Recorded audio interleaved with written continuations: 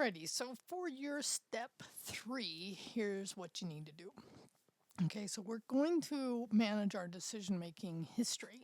Okay, so in this sense, we're going to basically re-implement the edit and the delete for our specific app. Okay, so the prerequisite is make sure you have working code and have fixed any issues I've mentioned in your step 2, okay, because they will continue to impact your step 3 as far as grading, so I want you to have that ready, okay. And then you could commit over on that step 2 folder right before starting as a commit message. So make sure you come in with good working code, because having issues in your code can just definitely cause some challenges here. So set up your copy your ending code from step 2 into step 3, and then put setup done. So what you're going to do here, and I want to give you my reasoning why I had you do this step on the table renderer. I had you output, and this is my step 2, right? The things that went into making a decision for me. And the reason I had you do that was for you to just kind of think about it. And I understand that when you were doing the carbon footprint, there were already helper functions to implement to help you make this more readable. But I just wanted you to have some more experience with that table renderer, setting up those DTs, and then looking at all the things that went into your decision-making process.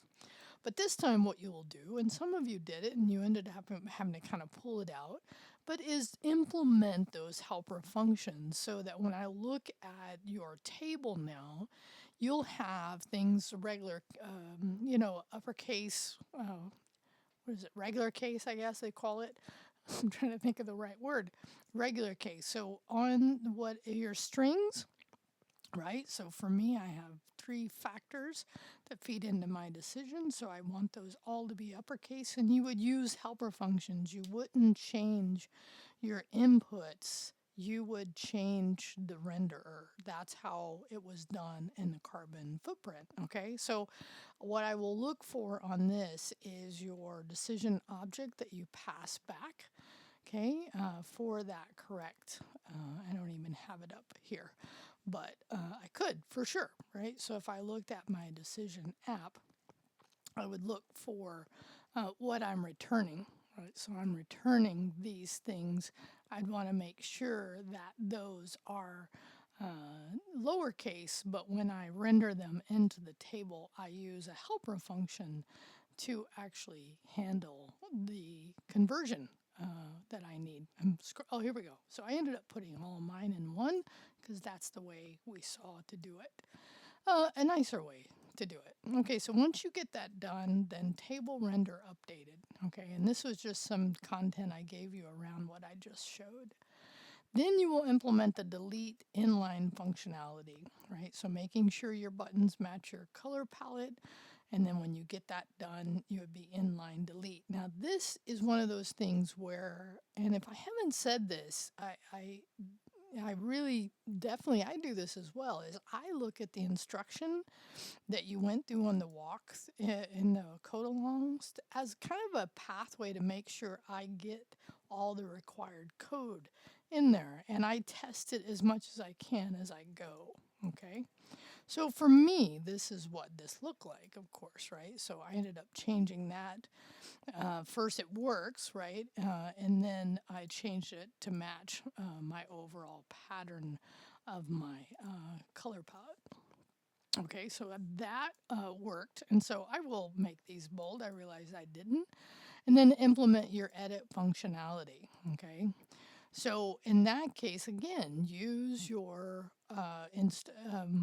my instruction where we went over that to help you walk through this, because in this case, right, you have 3 at least, and some of you have a few more, so that's going to take a little more work to do that.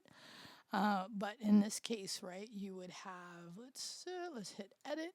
This scrolls back up, so you'll need to make sure that scroll works, that you repopulate those things, you update the entry, you do all the things you need to do. in order to make that functionality work, and then, make sure it does work. Actually, I might say warm here, right? Oh, by the way, do make sure your clear works as well. So there we go, outside. Okay, good, right? And then let's just change the day. Let's just change the day here. Or let's actually change this to be 90. See what it says. Okay, so then I'd do a HIIT workout, lift 80% of your failure rate. Absolutely, right? So that's a good one. Okay. I need to double check that to make sure. Okay, that one worked okay.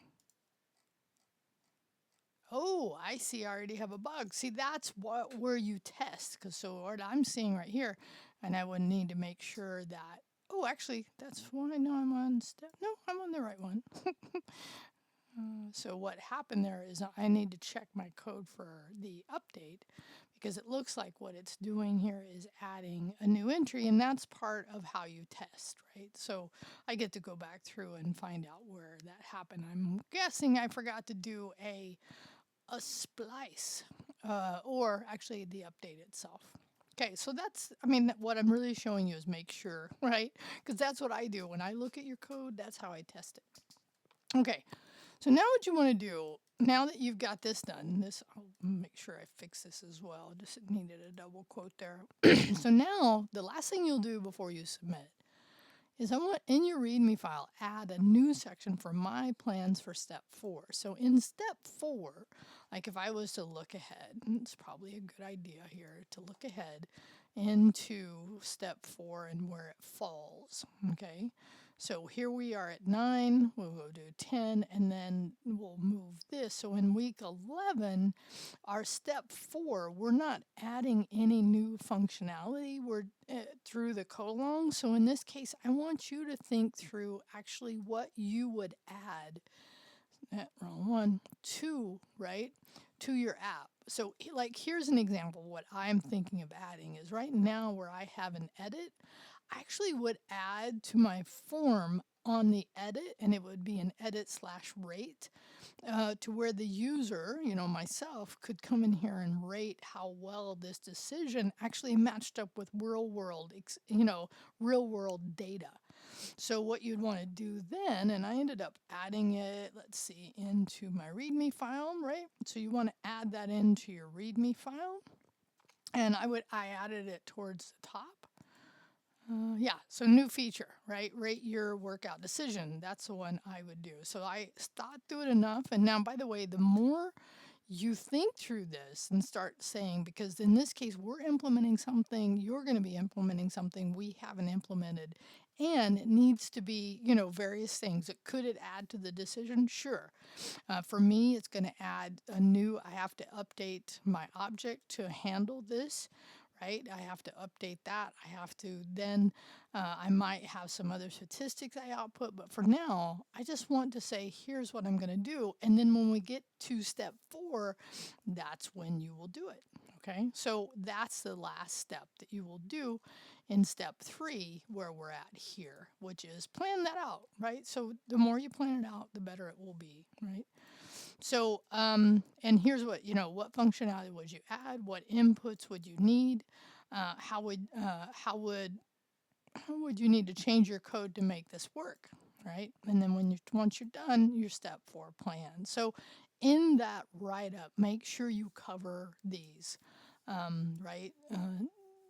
So when I review it, I'll see it. Okay, so your folder, you submit your commit history here, making sure you have the right folder and the commit history, 10 for the table render, 30 for the inline delete, 30 for the edit, and then 20 for the readme. Okay, hope this helps you out. Let me know if you have any questions.